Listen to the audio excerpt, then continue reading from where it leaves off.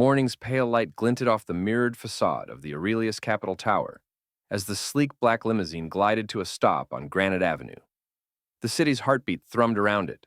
Honking taxis, cyclists weaving between lanes, delivery drones skimming past reflective windows. Inside the back seat, Maya Davenport sat poised, the very picture of poised confidence. Her tailored charcoal suit hugged her frame perfectly, and a silk scarf in Nova Wave's signature teal was knotted at her throat. In her lap rested a slim leather portfolio, the culmination of years of work and the only companion she needed before the big reveal. Maya tapped her manicured fingertips against the portfolio's cover, mind racing through the morning's agenda. Final security sweep, media interviews in the lobby, and the all-important press conference to announce Nova Wave's IPO. The limousine's plush leather seats and climate-controlled cabin felt worlds away from the bustle beyond the tinted windows. As the engine idled, she pressed the call button on the door's built-in intercom. "Please pull up to the main entrance," she instructed, voice calm but firm. "I need to be at the VIP reception in 5 minutes." A tense silence followed. The driver, uniform crisp, posture impeccable, glanced again at the building's valet podium. In his rearview mirror, Maya caught the flicker of reluctance in his eyes. "Ma'am," he replied at last, voice polite but unyielding, "I'm sorry, but that spot is reserved for visiting dignitaries registered with building security." His knuckles tightened on the steering wheel. "You'll have to stop 2 blocks down on 5th. Maya's chest tightened. She glanced at her reflection in the partition glass. Perfectly composed face, unwavering gaze. Yet her heart stuttered with incredulity. She opened the door. "I am a visiting dignitary," she said, pressing the portfolio against her thigh. "I'm the CEO of Nova Wave, here for our IPO. That makes me VIP." The driver's jaw set. "Building policy," he repeated, cutting the engine. He removed his cap, revealing a crease of uncertainty in his crisp hairline. "I'm sorry, Ms. Davenport. I cannot park here." Maya inhaled, smoothing her scarf. She stepped onto the slick pavement, raindrops dusting her shoulders. The driver watched solemnly as she closed the door and began her walk toward the main entrance, each confident stride echoing her determination. Taxis and sedans whipped past, but Maya's focus never wavered. Behind her, the limousine's taillights receded, leaving Maya to bridge the gap between prejudice and purpose time, and again with nothing but her own 2 feet and the vision driving her forward. Granite Avenue thrummed with the frenetic pulse of rush-hour traffic as Maya Davenport approached the tower's main entrance. The rain-slick pavement reflected neon streetlights and planters of seasonal blooms. She lifted the hem of her skirt to avoid puddles, her heels clicking sharply against the marble entry plaza. Inside, the lobby's high ceiling and polished marble floors gleamed under crystal chandeliers, and a uniformed security guard tipped his cap as she strode by. Stepping back outside, she found the limousine idling where she had instructed. Windows steamed from the humid morning air. The driver sat behind the wheel, hands folded in his lap, expression unreadable. Maya opened the rear door and slid back into the plush leather seat. She offered a polite nod in his direction. "Thank you," she said.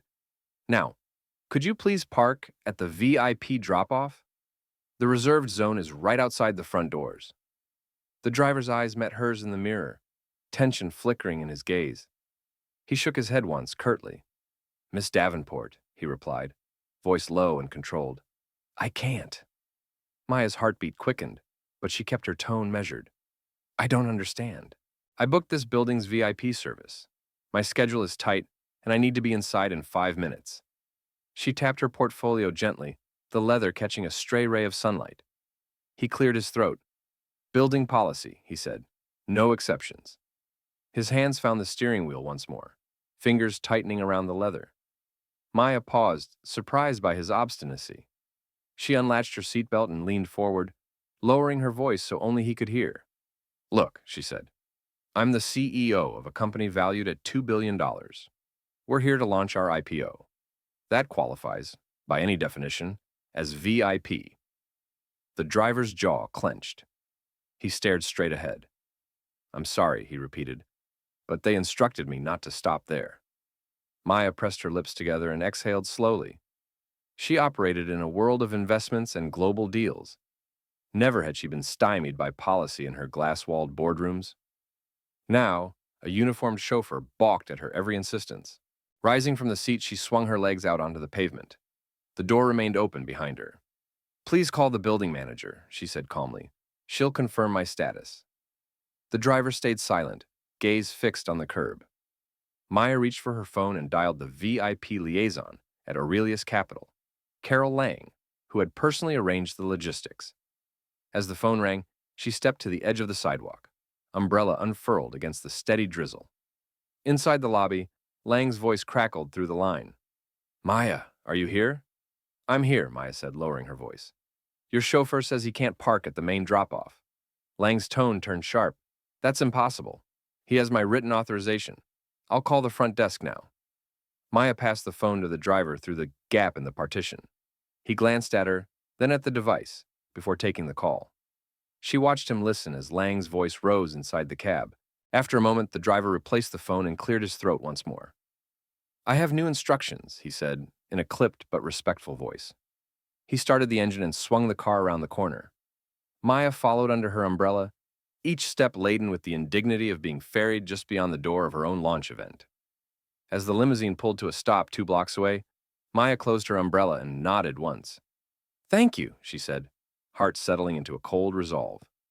She gathered her portfolio and phone, stepping into the drizzle with the same unyielding poise she carried into every boardroom, ready to confront the bias beneath the driver's refusal, and to turn every footstep that followed into the power that would propel her IPO to unmatched heights.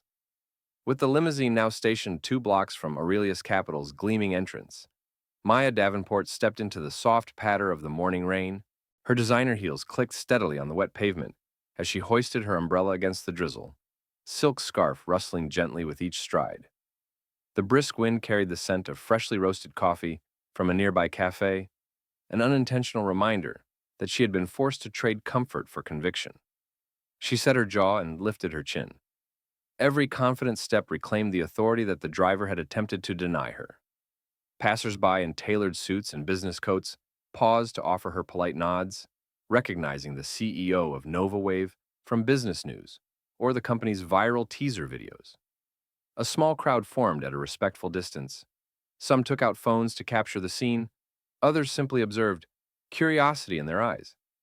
As she crossed the 3rd intersection, the towering glass facade of Aurelius Capital shimmered before her, its revolving doors rotating in silent invitation. In her mind, she reviewed the morning's itinerary: a brief stop at security to collect her media credentials, a staged photo op with the bank's chairman, an on-camera interview, and then the climactic press conference at 9 o'clock sharp. The precise choreography of an IPO launch, and every minute counted. Maya's umbrella dipped to one side as a gust of wind tugged at it, but she righted it without hesitation. She retrieved her sleek leather portfolio and tablet from her bag, tapping the screen to double-check her presentation slides. Growth projections, share allocation charts, buy-in schedules, all in perfect order. Her pulse steadied as she saw the final slide, the stylized NovaWave logo glowing against a dark background beneath the words NASDAQ:NWAV. Reaching the entrance plaza, she closed her umbrella and tucked it under her arm. The doormen straightened their posture, eyes widening in recognition. She offered them a gracious nod as she passed between them and into the marble-floored lobby.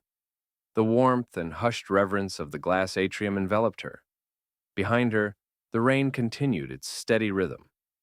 As Maya approached the security desk, 2 uniformed officers stood ready with clipboards. One glanced up at her business card: Davenport, Maya, CEO, NovaWave, and offered a welcoming smile. "Ms. Davenport, welcome back," he said, tapping instructions into his tablet. "Your credentials have been linked to our VIP registry. Please proceed to the mezzanine for the media reception." She smiled, accepting her embossed badge and lanyard. "Thank you," she replied, voice warm but authoritative.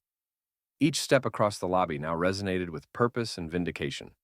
She had turned a chauffeur's refusal into an assertive declaration of her own agency. Moments later, she stepped onto the glass elevator, rising swiftly toward the stage of her IPO launch, every footstep already converted into the energy of her inexorable ascent. The mezzanine reception hall on the 10th floor was awash in the soft glow of crystal chandeliers and the muted chatter of journalists, bankers, and invited guests. White-clothed tables lined the perimeter, each topped with silver platters of hors d'oeuvres and flutes of champagne. A long buffet bore Nova Wave-branded pastries, teal-glazed eclairs, and raspberry macarons, while a bank of floor-to-ceiling windows offered a panoramic view of Granite Avenue's skyline. Maya Davenport stepped onto the raised dais at the room's center, her heart settling into a controlled rhythm as cameras pivoted toward her. She wore a fitted sheath dress in midnight blue, her teal scarf now artfully draped as a sash beneath the lapel of her blazer. Her company's colors woven into her attire. The podium bore a sleek plaque. Nova Wave IPO launch, NASDAQ, NWAV. She tapped the microphone and the room hushed. Behind her, an LED screen flickered to life with the familiar Nova Wave logo, pulsing gently before revealing dynamic slides of growth metrics and market forecasts.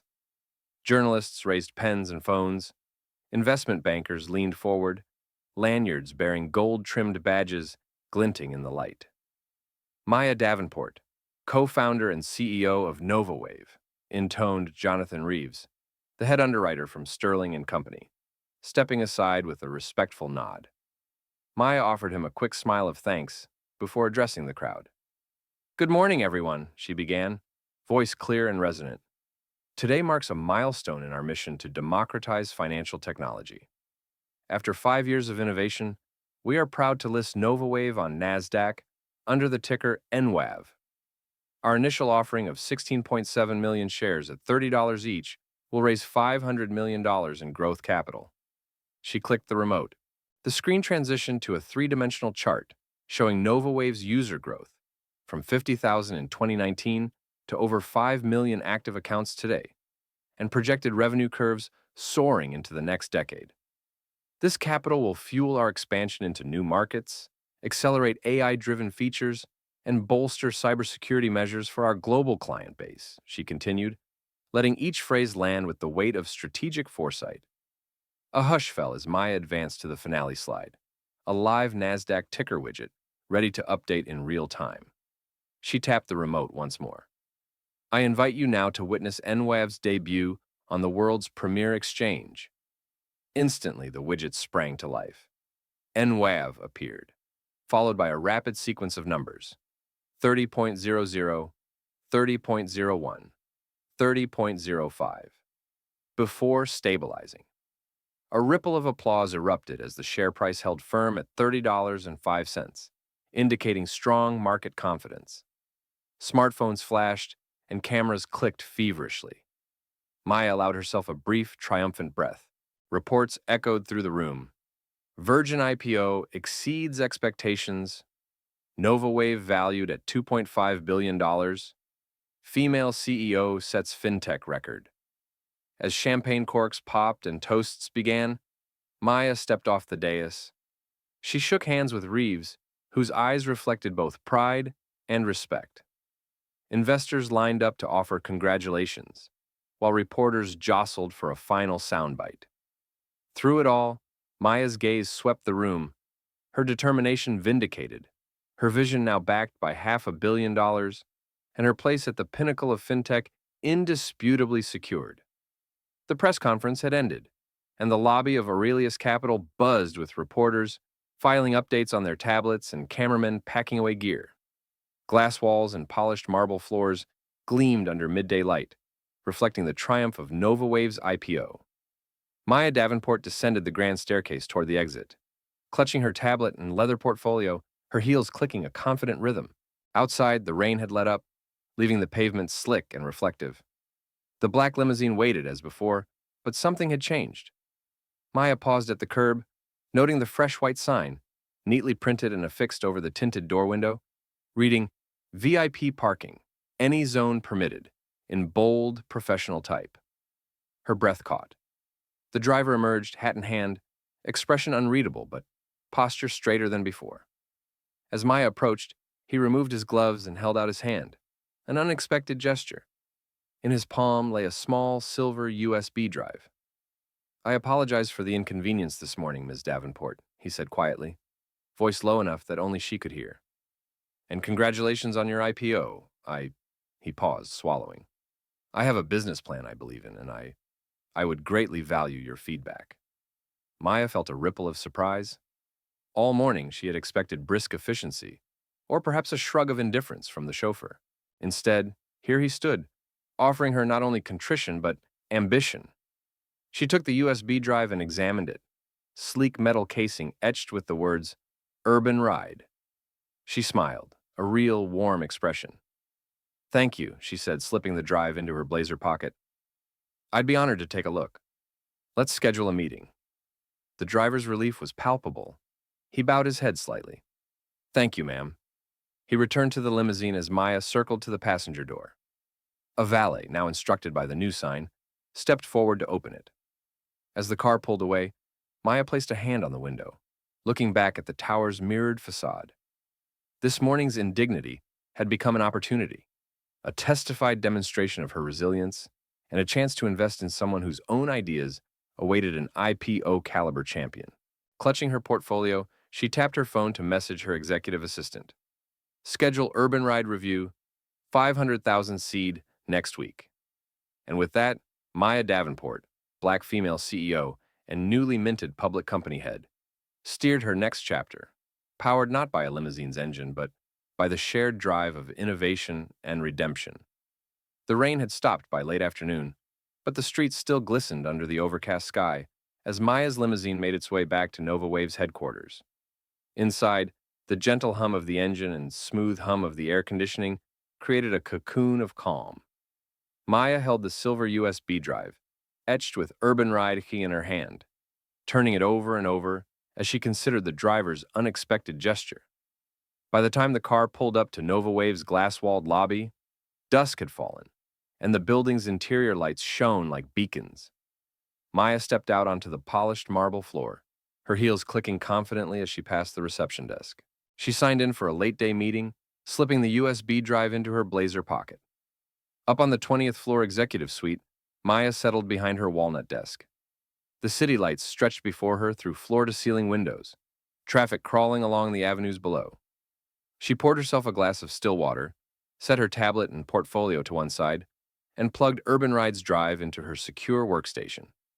The desktop sprang to life, revealing a professionally formatted pitch deck. Urban Ride Tech, smart routing for underserved communities. The first slide displayed a sleek logo, a stylized wheel with network nodes, and a tagline, "Every trip the right way." Maya clicked through. Problem. Traditional ride-hailing algorithms prioritize profitability over equitable service, leaving low-income neighborhoods with long wait times and surge pricing. Solution.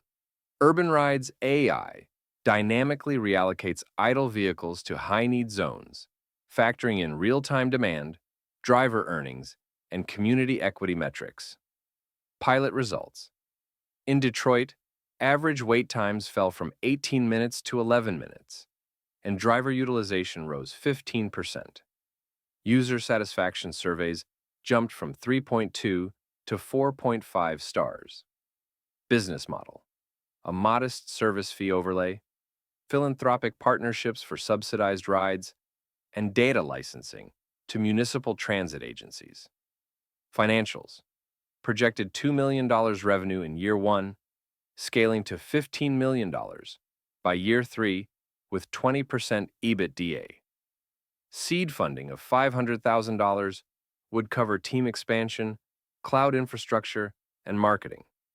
As Maya absorbed the compelling data, her mind raced through questions: team composition, go-to-market strategy, potential regulatory hurdles. She scrolled to the founders slide.